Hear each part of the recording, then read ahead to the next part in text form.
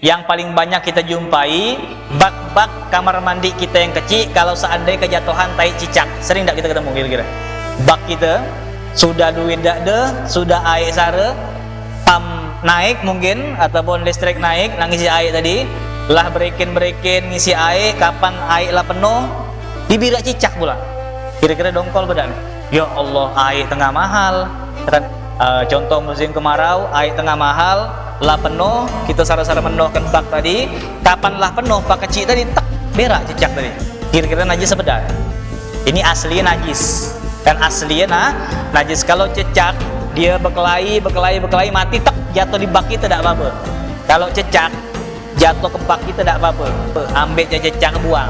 Kenapa? Soalnya cicak merupakan hewan yang tidak mengalir darah dalam tubuh. Cicak mati jatuh di bak kamar mandi kita tidak apa-apa, suci, ambil buang.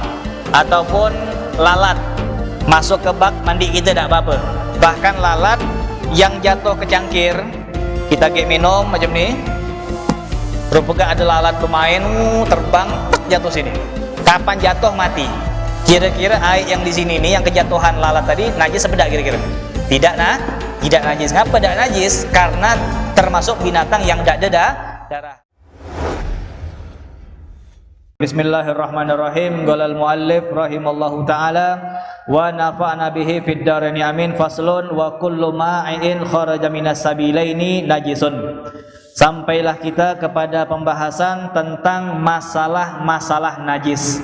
Ini masalah-masalah najis walaupun sudah pernah kita belajar, bahkan sering kita mendengar masalah-masalah najis, namun sampai saat ini masih banyak orang-orang yang keliru. Ada orang-orang yang menganggap itu najis padahal bukan najis. Ada orang-orang yang menganggap itu bukan najis padahal itu najis. Banyak orang-orang yang menganggap ludah ataupun becek di jalan ataupun barang-barang yang lain mereka menganggapnya sebagai najis. Orang yang memiliki celana yang panjang, kapan mereka ke masjid, banyak orang yang mengatakan, celana kau tuh kepanjangan. Kalau celana kau kepanjangan, ngeleret sampai jalan-jalan, tuh najis semua.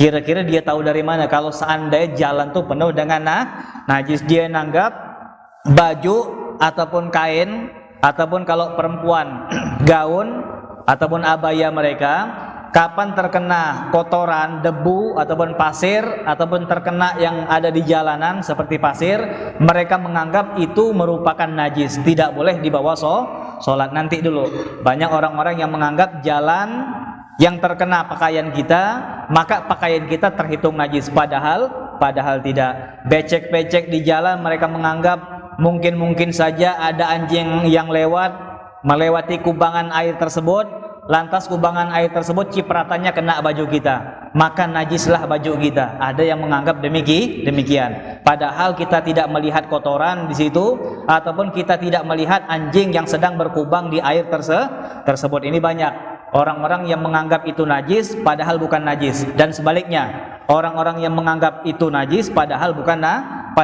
najis. Di sini dikatakan wa kullu ma'in kharaja minas sabilaini najisun. Segala sesuatu dalam kurung kotoran ataupun apapun yang bersifat basah, yang bersifat jamid, yang bersifat padat, yang bersifat cair, apapun yang keluar dari dua jalan, maka itu adalah najis, kotoran.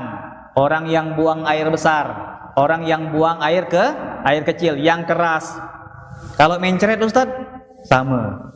Kalau keras Ustaz, sama. Apa aja yang keluar dari dua jalan. Keluar dari dua jalan, mau dia kotoran besar ataupun kotoran kecil, cair ataupun padat, itu semuanya najis. Atau hewan, kotoran kuda, najis kira-kira. Kenapa dia najis? Karena dia keluar dari dua jalan. Dan perlu kita pahami, yang najis itu bukan lobangnya. Ini banyak orang salah paham. Yang najis itu bukan lobangnya, tapi yang keluar. Kita contohkan. Nah, ini lobang nih. Lobang belakang gitu atau lobang depan gitu. Yang najis bukan lobangnya, tapi yang keluar tadi. Banyak orang-orang yang nyangke lobang tadi najis. Sehingga banyak kalau kita melihat orang-orang yang mengatakan, termasuk orang-orang besar, Mereka mengatakan tidak boleh kalau seandainya kita beli telur ayam, tidak kita cuci. Kan banyak ngomong gitu kan. Telur ayam keluar dari belakang. Dia bilang, kalau seandainya ayam mengeluarkan telur dari belakang, kan kena lingkaran, bingung menyebutnya, lingkaran belakang dia. Nah, kapan kena lingkaran belakang dia? Kan najis. Berarti najis. Nah, ini alasan mereka mengatakan telur tadi najis karena bersentuhan dengan lingkaran belakang tadi. Ini orang yang salah paham. Yang najis ma kharaja, apa-apa yang keluar, bukan lingkaran tadi. Lingkaran tadi najis kalau seandainya kena kotoran tadi. Jadi istilahnya asal lingkaran tuh suci. Gara-gara ada yang keluar, tek, baru najis dia. Kan baru najis. Kapan dia suci, Ustadz? Kalau seandainya terkena sesuatu yang bisa nyucikan dia, entah terkena air, entah dia cebok, entah kena hujan, sampai dia bilang, kalau seandainya ayam mengeluarkan telur, yang mana telur tadi keluarnya kena lingkaran tadi, kata Ustadz tadi, kira-kira ayam tadi kalau dia buang air, cebok apa dak? Pakai gitu pula. Jadi dia mikir pantat ayam tuh najis. Ngapa najis? Ayam kalau berak tidak ada cebok. Ayam siapa yang cebok di sini? Nah, kira-kira ayam antum ataupun lingkaran ayam antum itu najis apa tidak? Nah, belum tentu najis. Dan bahkan kata ulama, kalau seandainya dia buang air ayam tadi, ini gambaran jalah, maghaba anna lanas'al. Kalau seandainya dia berlari sama kita, itu anggap jaklah dia masuk ke kubangan air, langsung bersih pantat dia. Gitulah. Sama dengan kucing. Kucing habis makan tikus. Habis makan tikus najis mulut kan? Kapan habis makan tikus, dia berlari dari kita. Dia ke balik dinding sebentar, kira-kira 2 detik, muncul lagi dia. Kapan dia menghilang dari pandangan kita, di balik dinding 2 detik, dia kembali lagi langsung suci. Ada kemungkinan, di balik dinding sana, dia ketemu air. Entah kubangan air, entah segala macam, ini fikih. Fikih itu memudahkan kita. Bukan nyarakan kita, bukan berarti kita ikutkan ayam tadi. Kira-kira di mana ayam dicebok? Nah, jangan. Anggap jalah fikih gitu. Fikih itu memudahkan. Sekira tuh ayam tuh ke belakang, dia ke arung, dia ke sungai, dia kemana, dia turun ke bawah, sehingga bagian bawah dia kena air, maka suci. Maka dikatakan jangan sampai kita timbul perasaan was juga. Oh, benar juga kata Ustaz tuh. Kalau seandainya ayam tuh bertelur, ayam kan habis berak, dan habis berak dia tidak dicebok, berarti najis pantat ayam tadi. Kapan telur ayam kena pantat ayam tadi najis, berarti ayam yang kubeli ini najis telur ayam tadi. Oh, nyuci dia. Nah, ini perlu kita ketahui tidak sampai demikian. Nanti pembahasannya bakal ada. Artinya banyak orang yang nyangka itu najis padahal bukan najis. Di sini dikatakan apa-apa yang keluar dari 2 jalan, buang air besar, buang air kecil, dari manusia, dari hewan, tai kelelawar, najis kira-kira. Tai kelelawar. Tai burung walet, gimana gitu? Nah, ini yang biasa main walet, perhatikanlah. Iler walet itu suci. Tapi kalau iler bercampur dengan tai walet, jadi ya kesetrum, najis. Nah, kan? Ini untuk orang-orang yang main walet, perhatikanlah. Kira-kira iler walet yang suci tadi bercampur tidak dengan tai walet tadi? Kalau bercampur, najis dia. Tapi kalau tidak tercampur, maka tidak najis. Nah, ini dikatakan tai burung, tai hewan, tai belalang, tai ikan. Nah, tai ikan gimana? Yang punya akuarium di rumah, pernah ada nengok ikan berak? Pernah nengok? Nah, ini kalau seandainya ada ikan yang berak, tahu berak ya? Orang Indonesia semua kan? Kapan dia berak? Tai ikan tadi, najis. Tapi bagi antum yang punya ikan di akuarium, jangan sampai ragu. Kapan nengok akuarium tuh bawaannya najis dah. Ya kan? Dan kita pun tidak harus merhatikan kapan ikan tuh berak. Oh, saya tahu Ustaz, setiap jam 7 pagi dia berak. Tidak perlu kita nyari, anggap dia suci. Macam tuh. Kan kolam ikan tadi suci. Ngapa suci Ustaz? Kita tidak ada nengok dia berak. Dan tidak ada ngambang tai dia. Bukan kayak tai gitu. Kalau tai kita keluar. Nah, ini fikih ya, hukum fikih, biar kita ini tidak ada was-was. Karena banyak orang-orang yang was-was, Ustaz, itu kolam ataupun akuarium tuh kan ada tai. Tidak mungkin ikan tuh tidak ada berak seminggu. Pasti berak dia kan. Nah, ini banyak orang-orang yang menganggap akuarium tadi, wah, kesana kayak dari jauh tuh najis. Kapan keciprat sedikit, wah, najis langsung. Nanti dulu. Selama kita tidak nengok dia berak, selama kita tidak ada nengok tai dia suci. Tapi kalau seandainya ada tai dia rusak, ini dia cuman dijarah. Kalau kita mampu ambil tai tadi, buang. Kan? Kalau kita mampu ambil tai tadi buang. Apa najis Ustaz? Tidak najis. Kenapa? Karena kesulitan untuk selalu kita membersihkan yang namanya kotoran ikan. Jadi kalau seandainya najis, kapan kolam ikan tersebut najis? Kalau kita nengok dia berak atau tai keluar. Nah, kapan keluar jelas habis diberak tadi, kalaupun kita kelihat. Dan sekali lagi tidak boleh kita merhatikan nyari-nyari itu tidak boleh. Kapan kita kelihat ambil tai buang. Suci ya dia. Ini kotoran hewan, kotoran belalang, kotoran ikan ataupun yang lain-lain termasuk sesuatu yang najis. Kemudian dikatakan adapun yang keluar dari dua jalan seperti manusia itu kan najis. Tapi ada beberapa yang keluar dari kemaluan manusia namun dia tidak najis. Apa itu? Air mani dan air mani. Air mani ini suci. Beda dengan madhi, beda dengan wadi. Kalau wadi dikatakan orang yang kecapean. Kalau kita kesoy, begawe berat ataupun gotong royong, tidak pernah kerja berat, tiba-tiba kerja berat gotong royong, biasa orang yang kecapean tadi, kapan dia pulang keluar wadi tadi. Cemana bentuk Ustadz? Kapan dia kencing? Habis dia kencing keluar sedikit, dan keluar dia sedikit, gumpelan dikit, tidak banyak. Kalau air mani banyak, tapi kalau wadi tadi dikit, nunjukkan dia tuh kesoy benar dan jarang terjadi. Nah, air wadi tadi najis. Atau madhi. Madhi itu air cairan yang sedikit yang keluar dari kemaluan laki-laki ataupun perempuan gara-gara dia nafsu. Mungkin dia nengok foto bininya, dia di Bandung, bini dia di Aceh misal, tidak bisa ketemu, cuma nengok foto aja.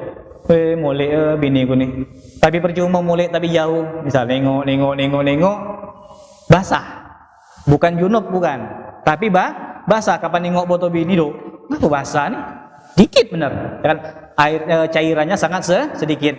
Nah, yang sedikit tadi dikatakan hukumnya adalah najis. Nah, ini yang perlu kita pahami untuk suami istri, hati-hati. Kalaupun kita berhubungan suami istri, beribu maaf, berhubungannya suami dengan istri, mereka bakal mengeluarkan yang namanya mani. Mani itu suci. Tapi untuk orang-orang yang lah biasa, nah ini ada kanak-kanak pula sini. Untuk orang-orang yang lah biasa olahraga dulu, paham lagi kira-kira? Dia olahraga dulu, istilah kata orang zaman sekarang nih, tahan lama. Kan istilah tahan lama. Nah, orang yang tahan lama, tidak apa-apa ini hukum. Kita bermain setengah jam, itu biasa kita kesoy. Kita kesoy sebelum kita mencapai puncak ataupun sebelum kita mengeluarkan air mani, biasa basah dulu kan? Nah, basah tadi hukumnya adalah najis. Nah, ini kita perlu belajar. Termasuk rutubatil mar'ah, basah yang ada pada perempuan. Itu apa hukumnya? Nanti insyaallah khusus pada bab yang akan datang. Yang keluar dari dua jalan untuk manusia pada umumnya najis. Kotoran, cairan yang padat ataupun madhi ataupun wadi. Yang suci cuma siko, air mani. Yang kedua, ada sesuatu yang keluar dari manusia namun dia suci. Siapa itu? Khusus untuk Nabi kita Muhammad Sallallahu Alaihi Wasallam. Kalau satu mani ini umum untuk kita semua. Yang kedua cuman untuk Nabi Muhammad, dan cuman untuk Nabi kita Muhammad Sallallahu Alaihi Wasallam, karena ulama mu'tamad mengatakan air kencing Nabi kita Muhammad ataupun kotoran Nabi kita Muhammad atau fadolat yang keluar dari tubuh Nabi kita Muhammad semuanya adalah suci. Jangan sampai antum tertipu dengan yang di YouTube tuh. Kalau kita nengok di YouTube tuh nipu semua itu. Mereka mengatakan, untuk orang-orang yang mengatakan air kencing Nabi Muhammad suci, itu keliru. Karena kalau kita belajar hadis itu perlu dikaji lagi kata mereka. Dan terus terang, kalau kita melihat orang yang ngomong di YouTube tadi, jorang bukan ahli hadis dan jorang tidak pantas, bukan ranah jorang. Nak bilang hadis ini sohe, nak bilang hadis ini kuat, nak mengatakan hadis ini perawinya lemah, bukan ranah jorang, bukan. Tapi mereka dengan beraninya mengatakan hadis ini perlu kita kaji, hadis ini belum sohe, hadis ini belum jelas, padahal mereka belum mengerti tentang ilmu hadis Nabi kita Muhammad Sallallahu Alaihi Wasallam. Banyak di kitab-kitab Baijuri, Al-Imam Ibn Hajar Al-Haytami, mereka menjelaskan tentang banyaknya jumlah hadis Nabi kita Muhammad yang menyebutkan tentang sahabat-sahabat yang meminum air kencing Nabi kita Muhammad sallallahu alaihi wasallam. Di antaranya adalah Barakatul Habasyiyah. Nabi kita Muhammad punya pembantu namanya Barakatul Habasyiyah. Nabi Muhammad itu biasanya, kalau kita nak tahu macam mana Nabi Muhammad buang air, Nabi Muhammad tuh tidak ada punya WC. Nabi Muhammad tidak ada punya WC. Dan kalau seandainya Nabi Muhammad buang air, berbeda dengan yang lain. Kalau bini Nabi mirip-mirip dengan kita, ada tempat khusus. Kalau anak cucu Nabi kita Muhammad mirip-mirip dengan kita, ada WC kalau bahasa kita. Tapi kalau untuk Nabi Muhammad, cuma Nabi yang boleh buang. Jadi kalau Nabi Muhammad buang air kecil, yang buang air kencing tadi cuma Nabi yang boleh. Orang lain tidak boleh. Ngapa? Tidak boleh sembarangan. Karena kata Allah, air kencing ini ataupun yang keluar dari Nabi Muhammad, termasuklah tubuh Nabi Muhammad, termasuklah bayangan, itu enggak boleh diinjak.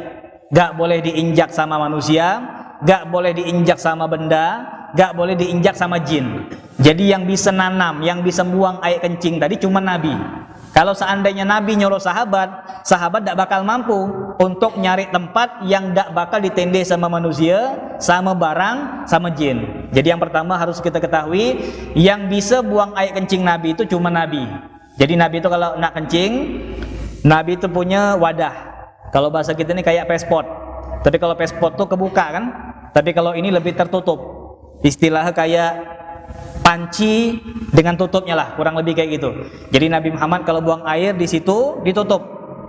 Nanti di tengah malam ataupun sebelum subuh, Nabi Muhammad mengambil bejana tadi dan dibuanglah dengan cara yang dipahami oleh Nabi kita Muhammad sallallahu alaihi wasallam. Sayyidah Aisyah tidak boleh buang, tidak baca.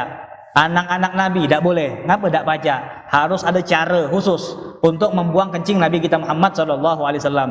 Nah waktu itu Nabi kita Muhammad kesoy, kecapean. Sampailah Nabi kita Muhammad kecapean. Sebelum subuh, kapan Nabi Muhammad nak buang kencing tadi, Nabi Muhammad buka ranjang. Karena Nabi Muhammad maaf habis buang air kecil, wadah tadi ditaruh di bawah ranjang. Ditaruh di bawah ranjang. Setelah ditaruh di bawah ranjang, Nabi Muhammad tertidur, capek. Sebelum subuh, Nabi Muhammad kepengen buang kayak biasa. Tiba-tiba di bawah ranjang tadi tidak ada lagi air kencing. Kapan Nabi buka wadah tadi, dok, mana air? Tinggal wadah kata. Tinggal wadah kata, air tidak ada. Maka dipanggillah istri Nabi Muhammad, wahai Aisyah, apa kau yang buang air kencing nih? Bukan. Lalu siapa kata Nabi Muhammad? Kata Sayyidah Aisyah, jangan-jangan pembantu kita, Barakatul Habasyiyah. Dipanggil, wahai Barakatul Habasyiyah, apakah engkau yang sudah membuang air kencingku? Benar ya Rasulullah. Mana sekarang? Lah aku buang. Di mana kau buang? Nabi Muhammad nanya di mana kamu buang tadi, soalnya Nabi Muhammad nak tahu. Jangan sampai sembarangan buang air kencing Nabi Muhammad SAW. Apa kata beliau? Aman ya Rasulullah. Tak bakal diinjak sama manusia, gak bakal diinjak sama jin. Di mana kata Rasulullah? Sini, di perutku. Di perutku. Makanya dikatakan dalam hadis sahih, Nabi Muhammad mengatakan la talijin naru batna. Demi Allah, perutmu yang sudah kemasukan air kencingku gak bakal tersentuh api nerakanya Allah Subhanahu wa ta'ala. Ini perlu kita perhatikan. Kapan Nabi tahu dia minum air kencing Nabi, Nabi Muhammad tidak ada marah. Nabi Muhammad tidak mengatakan, wah tidak boleh nih, kalau nak cinta sama aku cinta aja, tapi jangan keterlaluan. Tidak. Nabi Muhammad tidak ada marah, tidak merah wajahnya.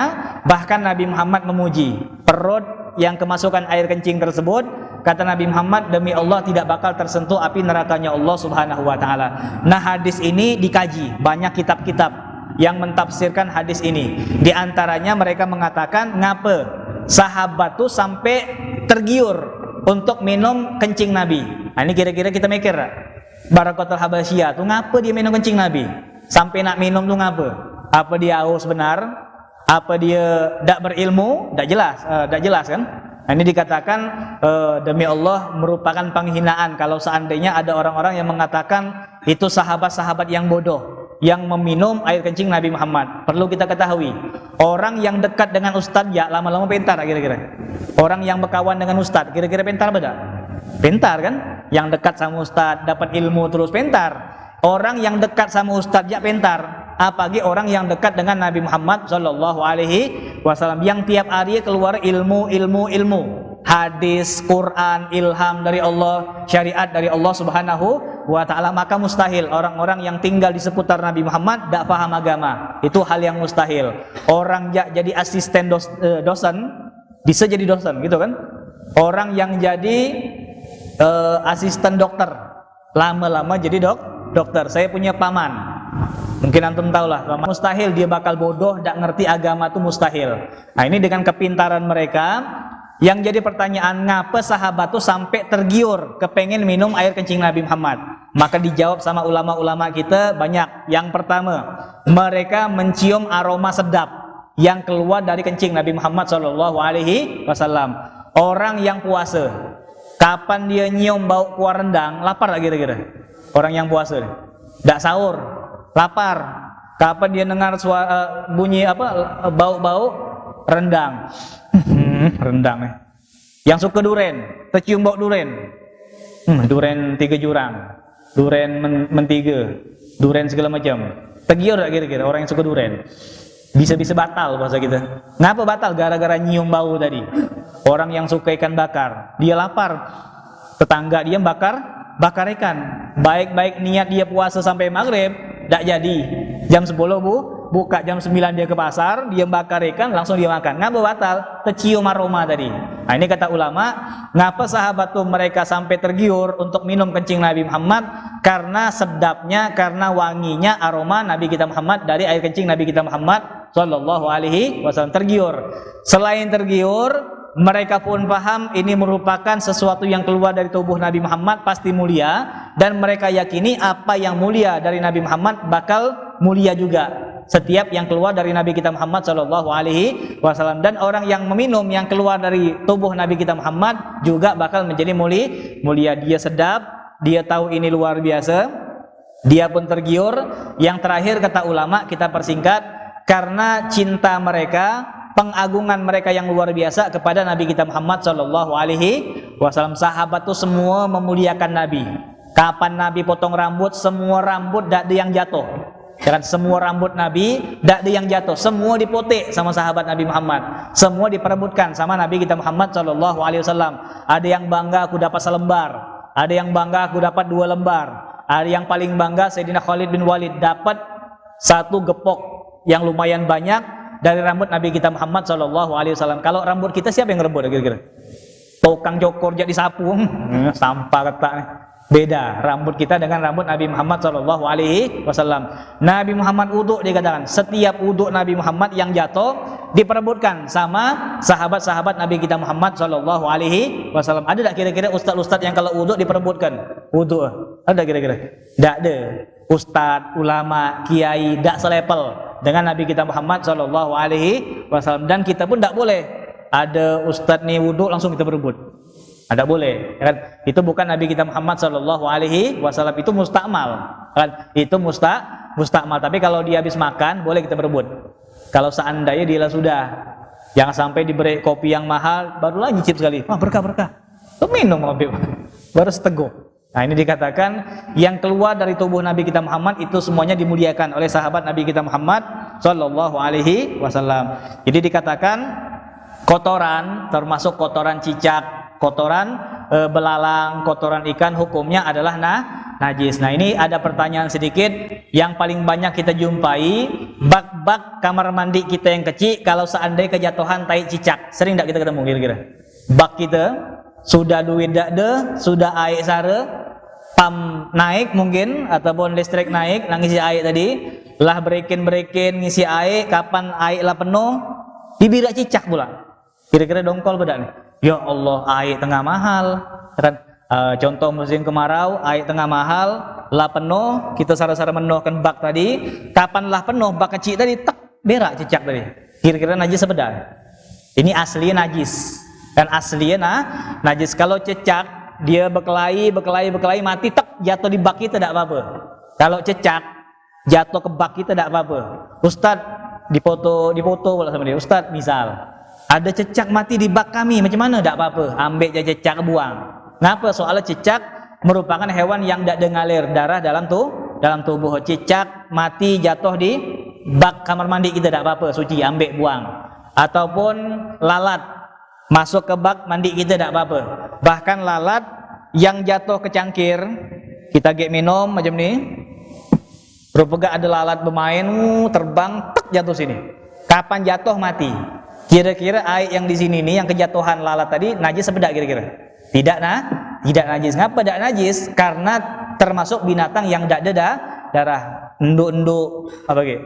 Enduk-enduk ribut, enduk-enduk diam, lalat, cecak, apa aja lah yang tidak ada berdarah, kumbang ataupun tawon, apa aja lah binatang yang tidak berdarah kalau jatuh di air tidak najis.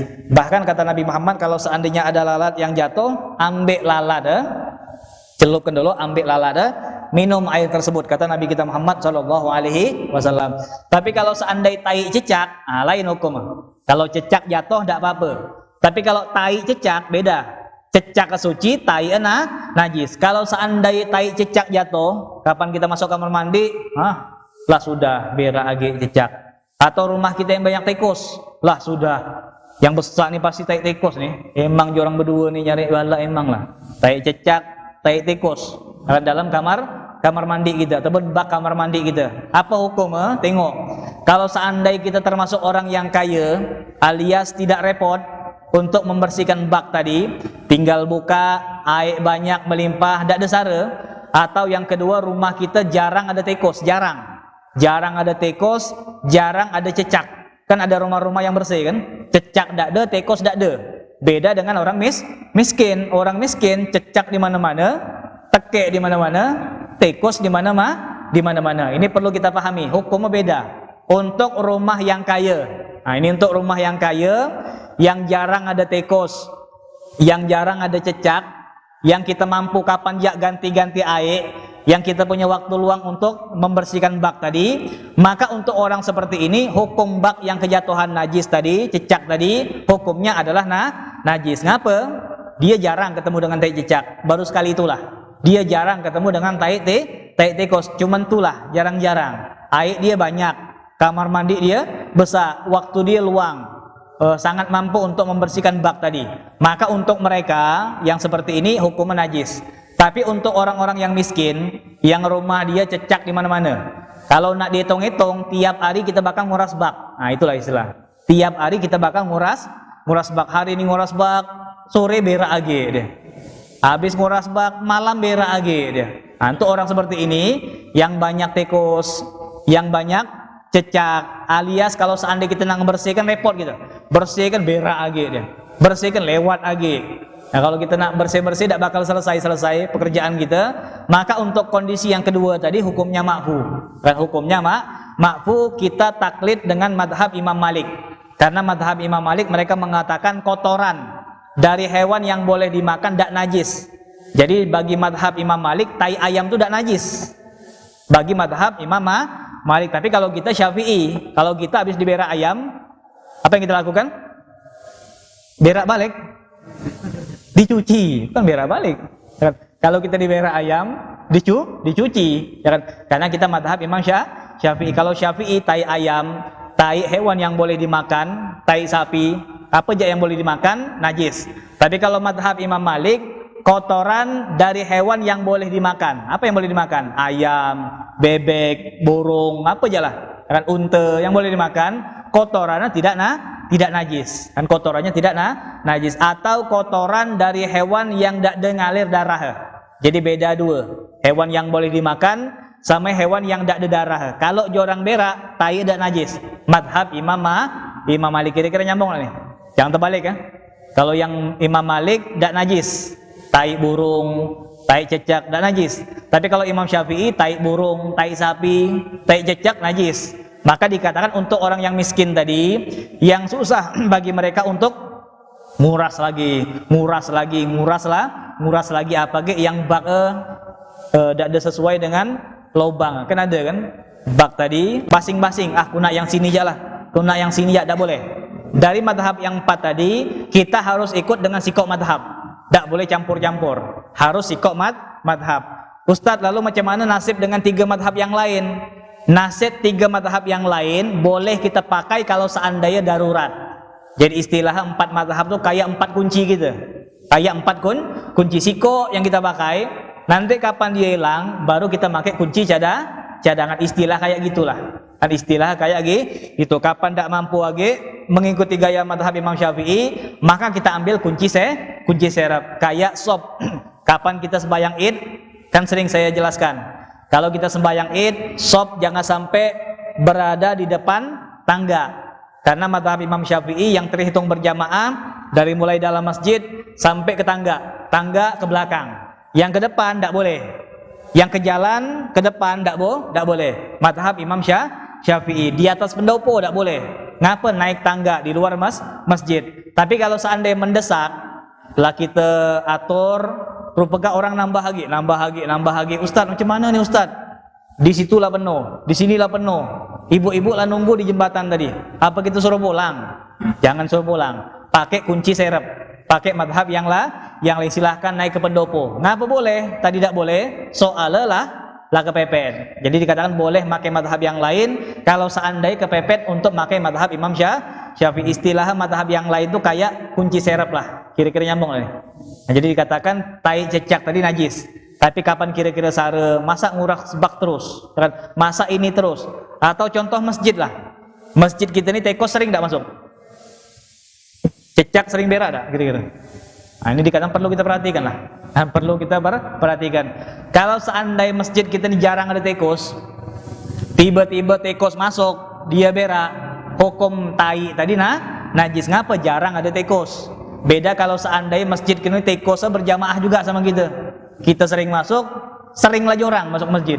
Nah, kalau seandainya masjid yang dari kayu-kayu, yang mondar-mandir tekos, dan sulit buat kita buat ngusir tekos tadi, sering dia masuk.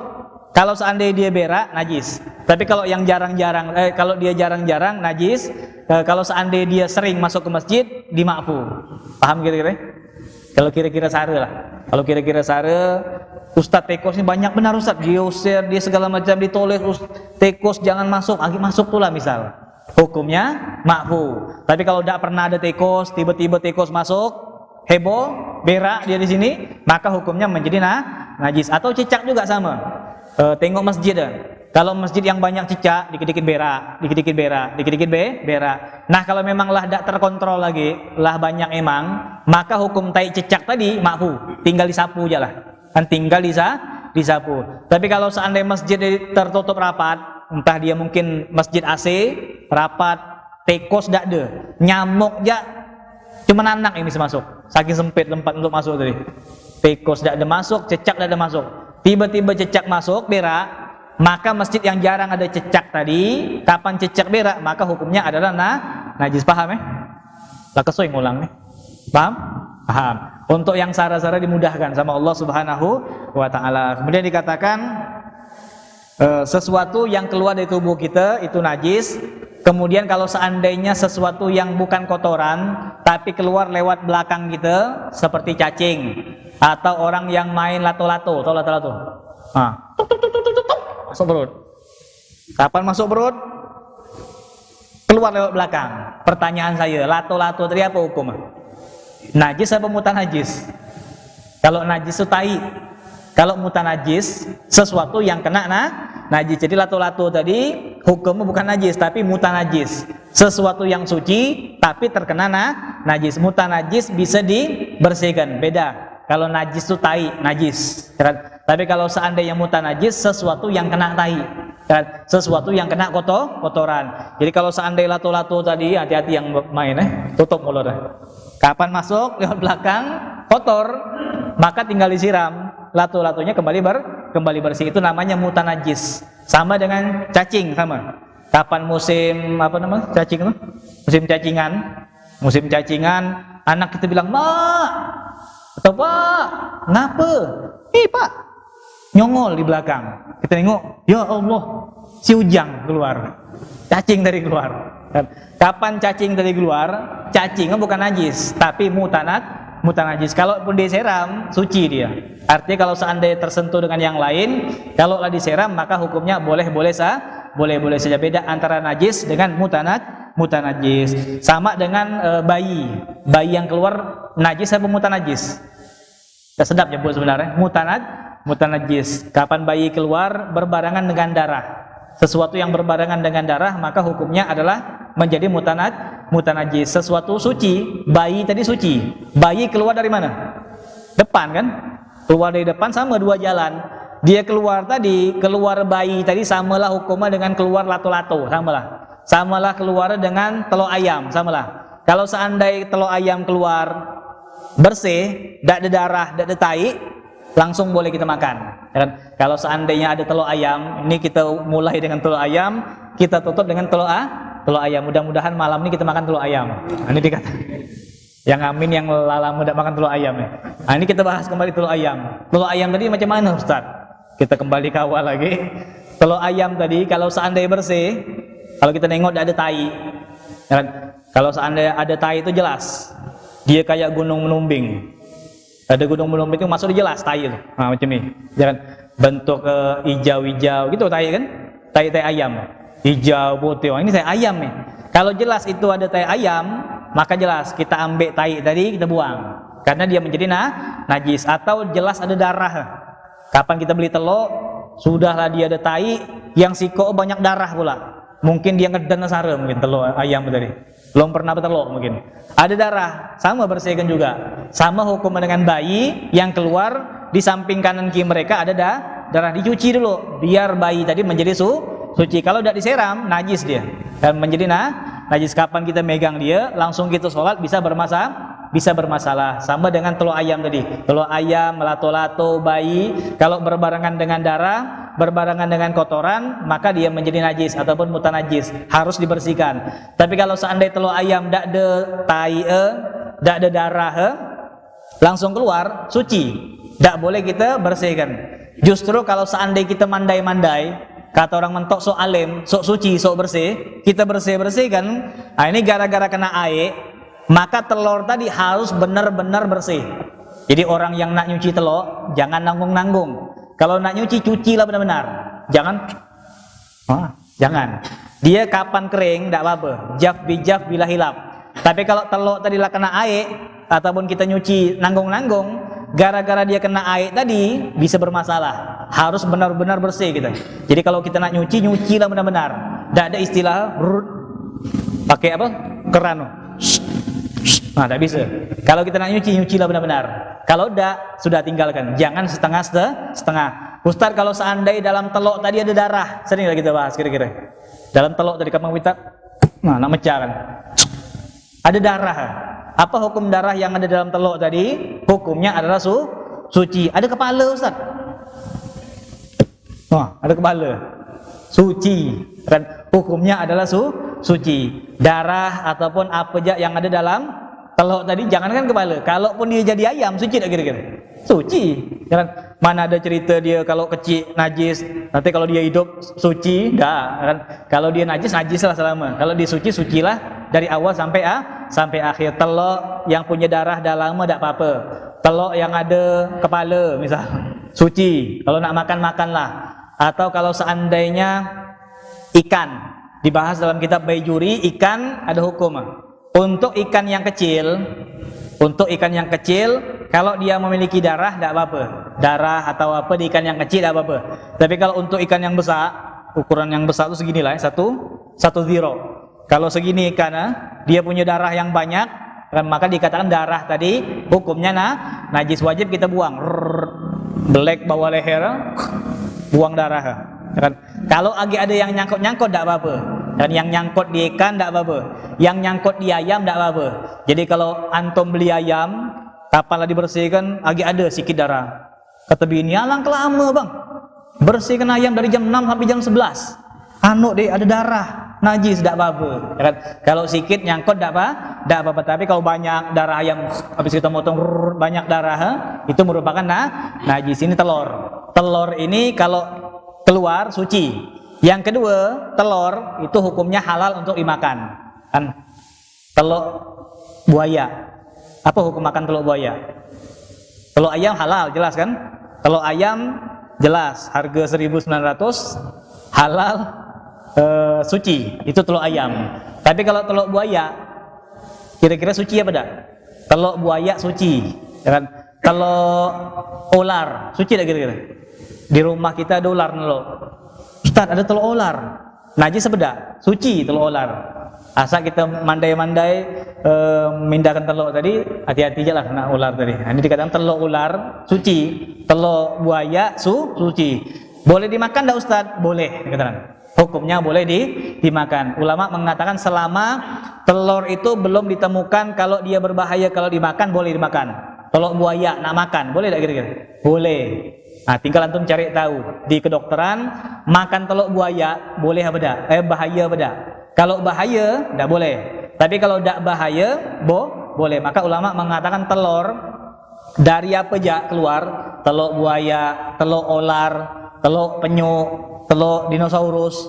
Pernah ketemu telur dinosaurus? Telur apa aja lah. Kan telur ular, telur apa aja yang keluar, pertama dia suci, yang kedua boleh dimakan. Telur buaya Ustaz boleh kalau seandainya memang tidak berbahaya. Tapi kalau ditemukan bahaya makan telur buaya, bahaya makan telur ular, maka kalau kita tahu bahaya, maka tidak boleh kita makan telur tersebut. Wallahu a'lam bishawab.